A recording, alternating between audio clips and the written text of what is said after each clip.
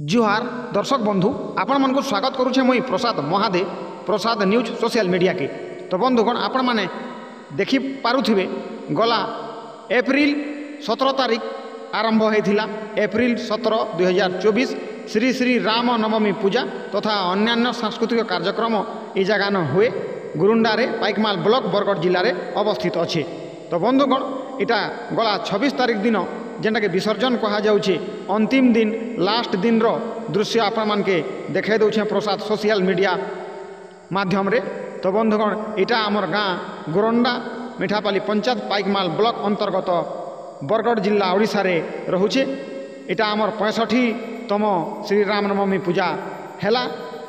बहुत दिन धरिक कार्यक्रम चली आइछे। आमर बुआर जन्म नहीं होई हेतकी दिनों ई कार्यक्रम चलुछे। ई कार्यक्रम चलुछे ई गाँ रे गुटे एतकी बड़ खुशी लागसी जे ई गाँ थी जेनटा कि एससी कैटेगरी जेनटा कि एससी मान को अन्यान्य महामंत्र जेन कहसन आर जपुछन हरे राम हरे कृष्ण जपुछन सेन के अन्य आमर आखर पाखर गाँ रे प्रवेश करनी दियन। किंतु आमर ई गाँ रे समस्ते मिली मिसिकरी एकजुट होकर समस्ते मिली मिसिकरी रामनवमी कार्यक्रम हेसी। सेतिर लगी आमे एससी कैटेगरी लोग माने बहुत खुशी रहसुँ और ई गुरुंडा ग्रामवासी को आमे समस्त को कोटि कोटि प्रणाम जनासुँ। आमे एससी कैटेगरी लोग माने आमको कौन प्रकार भेदभाव करानी जाए ई गाँव लोग के बहुत बहुत नमस्कार। बहुत सुंदर गाँ गुटे ई गुरुंडा गाँ। हाँ बंधुगण आपण माने जानी रखुन आमर ई गुरुंडा गाँव रे कौन प्रकार भेदभाव नहीं रहबार और समस्ते एकजुट होकर ई कार्यक्रम आमे करी आसीछुँ। ई वर्ष 2024 रे 65तम श्री श्री राम नवमी पूजा रे पहुँची जाइछे बंधुगण। तो जहाँ हैला मोर द्वारा मोर सोशल मीडिया प्रसाद न्यूज माध्यम रे आपण माने देखुन और नुआ करी आबे बेले चैनल के सब्सक्राइब कर देबे, भल कमेंट करबे, वीडियो के लाइक करबे आज्ञा आउ शेयर करबे। धन्यवाद। जुहार।